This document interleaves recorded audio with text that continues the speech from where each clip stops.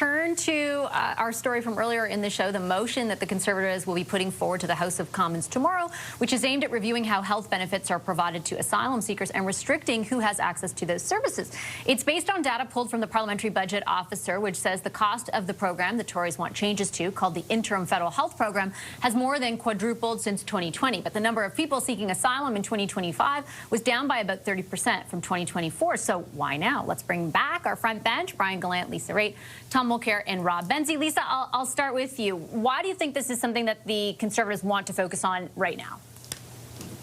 For two reasons, and I'm so glad you asked that question that way, because I don't want to talk about the policy of it. I want to talk about the politics of it.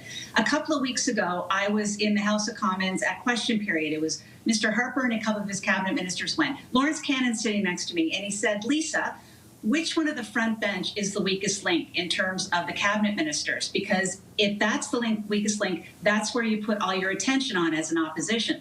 So what we see today is the Conservatives coming out with a motion that targets who many people believe is the weakest link in that cabinet, and that's the Minister of Immigration. So she's going to have to be on her feet defending this or talking about it. The second part of the politics of this is it is such a broadly It's such a broadly worded motion in terms of, I don't believe it has any gotcha moments in it, meaning that the government hasn't been doing their jobs. They're not asking them to agree with anything negative about decisions of the government, but rather it's a straight up, if it's a straight up motion, then the government really should indicate that they're going to vote in favor of it and make it all go away and make it easier on their minister. Brian, what do you think about the politics of it?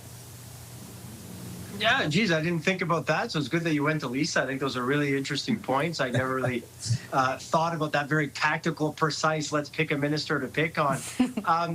But look, I think at the end of the day, what we see here is the Conservatives, and I think Michelle Rampel tried to sort of strike that balance, say, look, common sense, we using kind of these macro lines about the policy.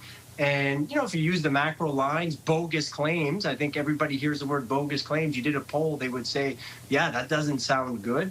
But it doesn't really get into the real aspects of the policy. So they're trying to sort of get some points on the immigration front with people's potential frustration with some things like healthcare, which you alluded to in your questions with her. So to me, I worry a little bit because the undertone obviously is not a very positive one for immigration. Now, Rempel was making the argument we need to fix some of these things to get the consensus. It's an interesting argument. What really bothers me in all of this is and again, Vashi, you alluded to this in that very good interview. The PBO essentially puts out these stats. They don't consider the fact that there has been a reduction in claimants. They don't put out the idea that the Liberals have actually committed to some things that will be implemented in the next few months that should reduce the cost of these programs and that actually have co-pay and things of that nature.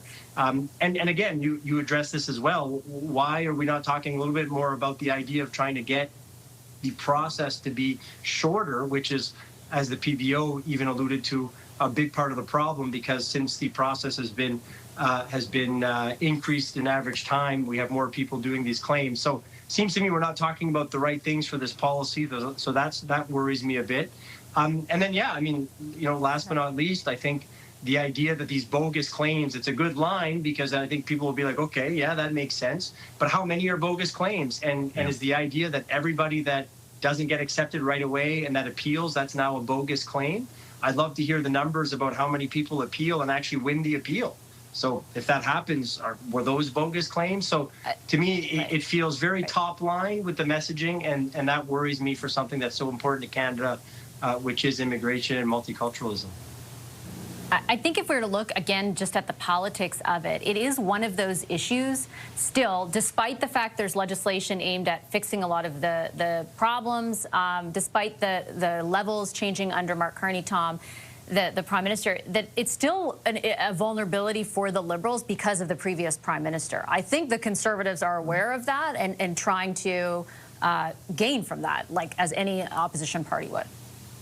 Trying to gain from that on the backs of the most vulnerable, the poorest, people who are fleeing persecution, people who have made it to our shores and expect to be treated under international law fairly. That claim, talking about bogus claims, that claim by Michel Rempel that 50% of these claims are bogus is not borne out by the facts. In fact, when they get decided on the merits, 80% of them, thereabouts, are approved. A lot of them have issues along the way that Brian described well. But pulling back from this and answering your key question about the politics of it, this is about politics. This is about scapegoating.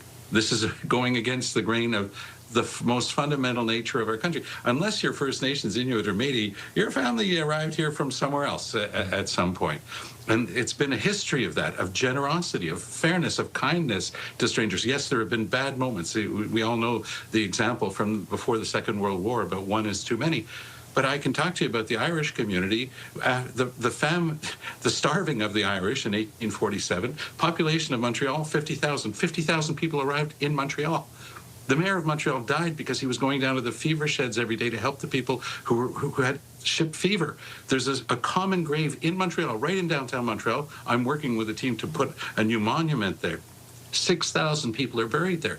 That's the history of Canada, coming down, helping people, helping the poorest. By the way, the Mohawk community of Ganawagi came to help those Irish immigrants who were that poor because they were poorer than them. They gave the blankets that they had. They gave whatever they could have to help them. That's the history of Canada, not scapegoating, not finger pointing, not saying bad immigrant, bad refugee, going after them. That's what the Conservatives are about here. This is a game that's being played, and it's a political game, and it's shameful in a country that has always had such a proud history of welcoming people who are in that sort of difficulty. And I'm appalled by the behavior of the Conservatives.